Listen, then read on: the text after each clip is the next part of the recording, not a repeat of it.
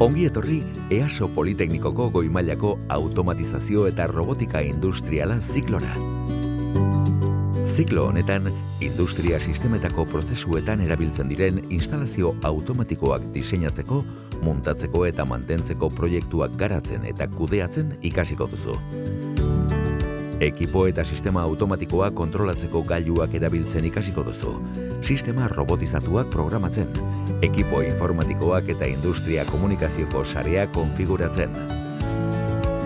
Erronketan oinarritutako metodologia kolaboratiboan arituko zara. Erronka horiek, industrian teknikari batek topa ditzakeen egoera errealak izango dira.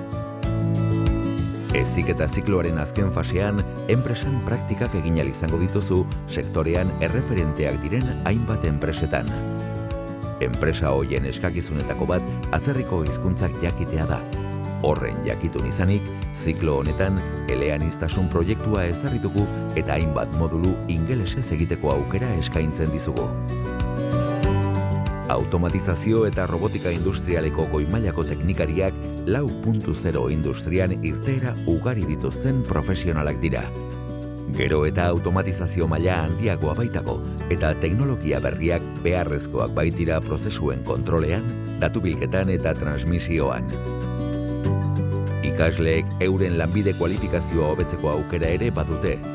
Zibersegurtasunari lotutako espezializazioa ikastetxean bertan edo unibertsitatean industria elektronikaren eta automatikaren ingeniaritza gradua. Azken kasu horretan, kreditu jakin batzuk baliozkotzen dira. Pertsona sortzailea bazara, teknologia berrietan arrazoitzeko eta erabiltzeko gaitasuna baduzu, eta taldean lan egitea gustatzen bazaizu giro atsegin eta motibagarri batean, hauxe da zure zikloa.